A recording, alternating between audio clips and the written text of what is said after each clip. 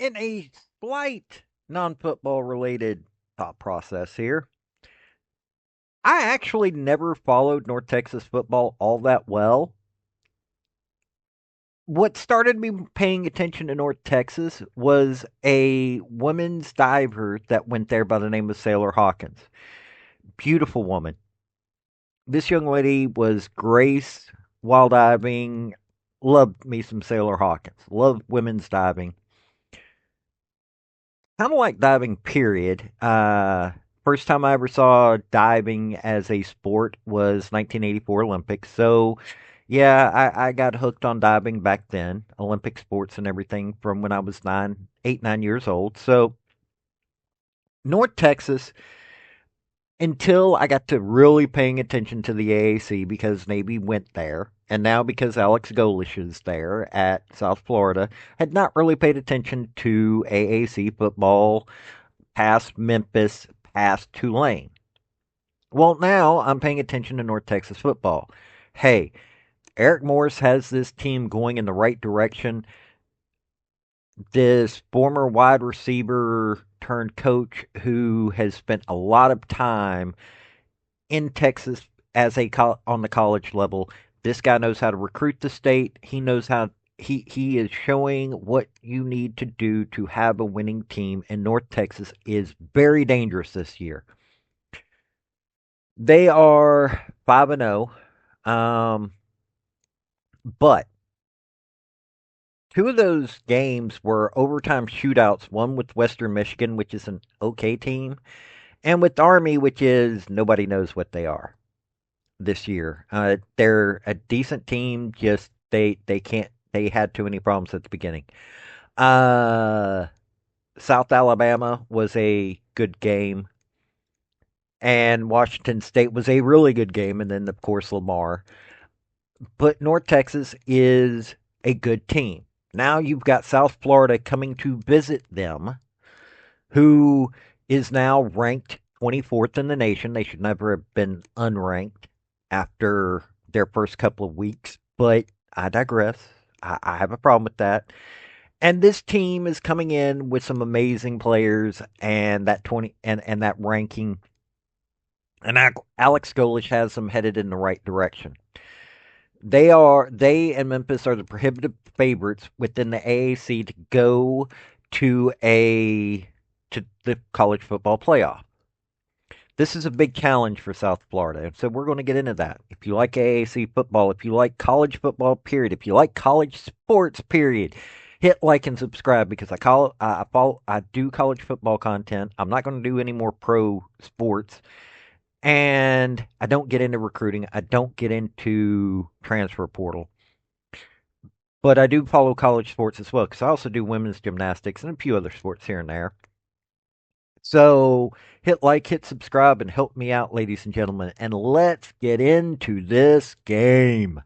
Hey folks, this is Paul with Redneck Sports. I want to thank you for viewing my video.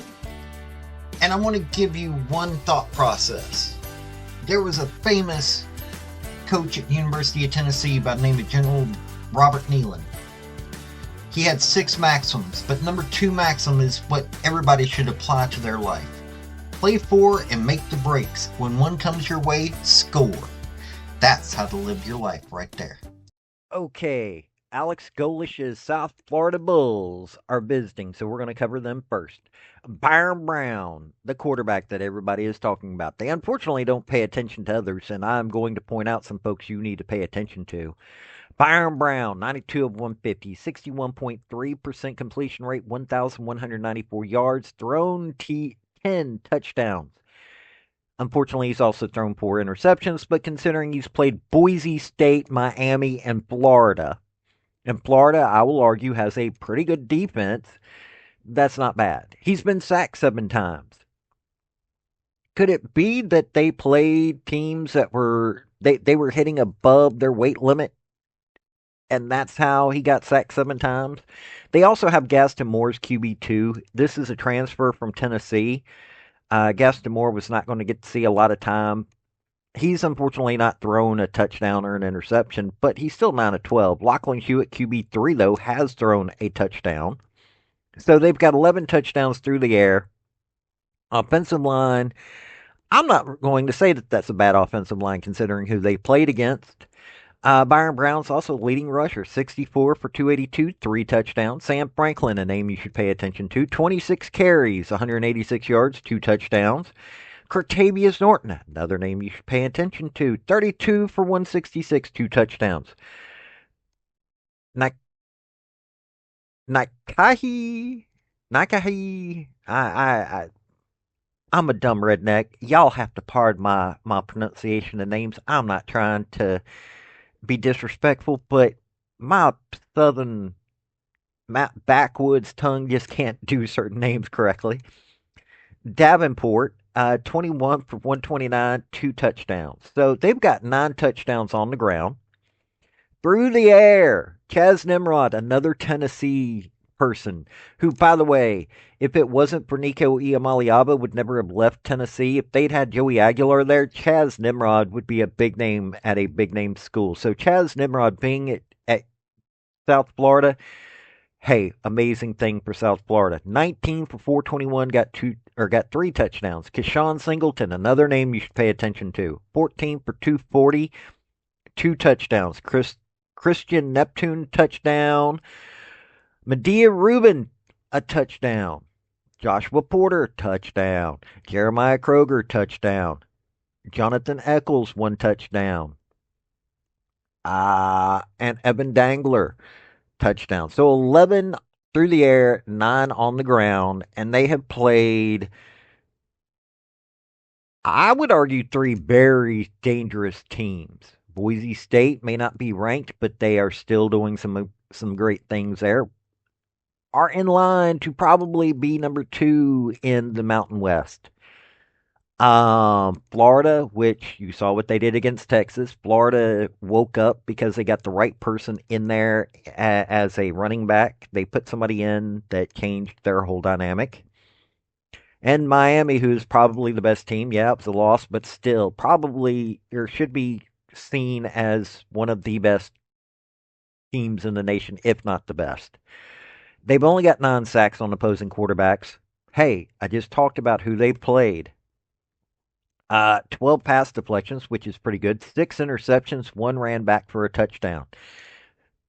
Not an amazing pass defense, but look who they've played, and they've still got 6 interceptions and a touchdown via one of those interceptions.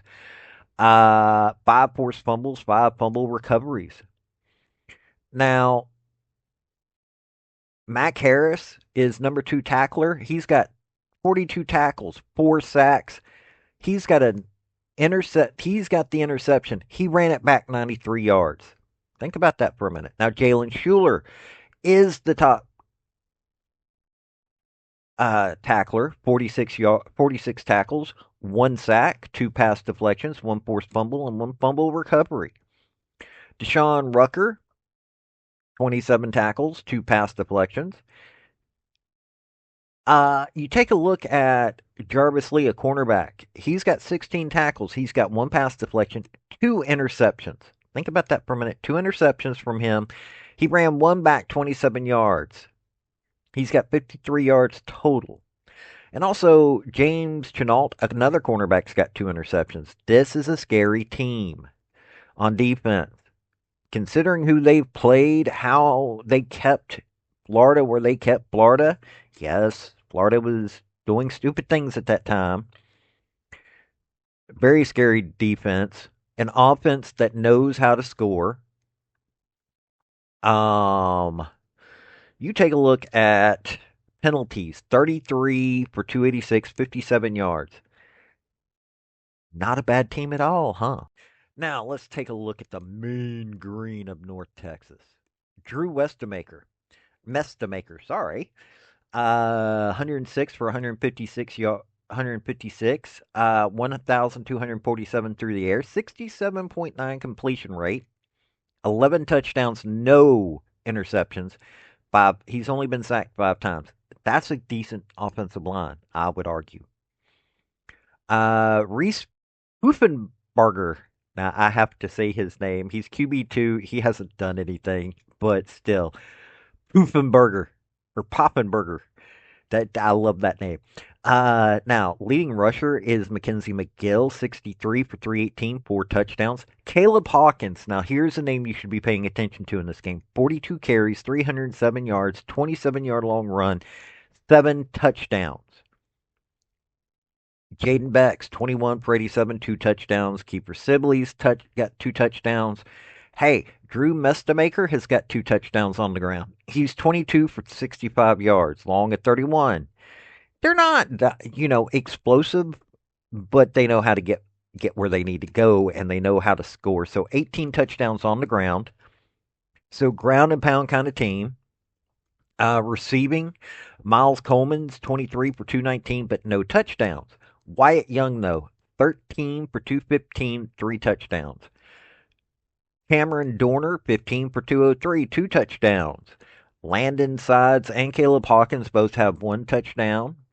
Trey Williams, tight ends, got 2 touchdowns, 9 carries, 105 yards. Now, they're a little bit more explosive this way. They've got 11 touchdowns. They've also got Ethan Day, Brandon Young, and Gabe Blair's got touchdowns. Uh, Wyatt Young's got a 46-yard long run. Caleb Hawkins has got a 68-yard long run. They do know how to be explosive in their pass game. On defense, they've only got 10 sacks. Considering who they played against, that's a little discouraging for them. 8 pass deflections, but they do have 6 interceptions. But they're so in their defense. Got four forced fumbles, 5 fumble recoveries. Leading tackler Shane Witter, 48 tackles, 1 interception, 43-yard return on that one. Trey Fields, 40 tackles, 1 pass deflection, 1 interception for a 26-yard. Also, Shane Witter's got a forced fumble, and Trey Fields got a fumble recovery. Ethan Wislowski's got 31 tackles, 1.5 sacks, 1 interception, 14 yards, 1 forced fumble, and 1 fumble recovery. Oh, he's also got, well, I guess not. It says he's got a fumble touchdown. He's got a touchdown from a fumble, but it's not in the official numbers there. That's kind of weird. Um, Now, penalties 28 for 237, 47 yards, slightly better uh, discipline. I'm looking at this. They're a great offense. They are an exceedingly great offense considering who they played. And no, I'm not downing on them for that. They've scored against who they need to score against. Their defense though is a little troublesome when you're looking at these numbers. When you're looking at they played Lamar, Western Michigan, Washington State, Army, and South Alabama. South Alabama's a losing team. I like me some South Alabama, don't get me wrong, but South Alabama is they can't figure out what they're going to do in each game. They really can't. Army, they've been up and down this year. They just beat a team that I didn't think that they could beat. Hey, I'm glad they did. Yeah, they were I had them power ranked higher, but I was thinking it was going to be a shootout. So them getting into a shootout with North Texas, going into overtime. Western Michigan is 3-3. They're they've beaten UMass, Rhode Island, and Toledo. The Toledo game's the only one that's actually surprising. They've lost to Illinois, of course, Michigan State, of course, and they lost to North Texas. That was a 33-30 overtime victory. And Washington State, which is they're 3-2, they've beaten Idaho, San Diego State, and Colorado State, and lost to Washington and North Texas. So yeah, they've not had the kind of competition that South Florida has with that defense. Okay, so I'm going to say the South Florida Bulls are going to win this game. One, I don't think that the North Texas defense can hold up against who do you not point out? Byron Brown. If Byron Brown's getting shut down, he can get off to Sam Franklin, Cartavius Norton,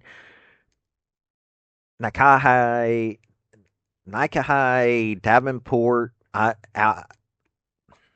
Alvin Isaac, Chaz Nimrod, Kashawn Singleton. Yeah, they've got too many weapons for South Florida. South Florida's defense has shown that they can do some great things. I think that they're a little underrated because of the fact of who they played and considering the level of players that they've got. I think Mestamaker's going to would have to have another game. It's going to be a shootout at some points, but I think that the defense of South Florida, which has shown that yes, they can do things against really good teams, I think that they're going to show up in this game. I think North Texas' defense is going to be doing decent, but I don't think that they can handle what they're about to get thrown at them. South Florida's offense, yeah, they've got less scores, but look who they played. Uh, I think this is definitely going to be a time for Byron Brown to show that he can do some amazing things. Uh, and Chaz Nimrod, and oh man, Chaz Nimrod, you have no idea how mad I am at Nico Iamaliava just for that. Um, I mean, you're looking at South Florida went 54-26 against Charlotte. They went 63-14 against South Carolina State. Most people don't understand that. Lenore Sellers led South Carolina before Lenore Sellers got hurt. Lenore Sellers' South Carolina team didn't win as spectacularly as South Florida did. 49-12 against Miami. It's Miami. For God's sake, they should be the number one team in the nation. Florida, you saw what they can do when they get their heads right.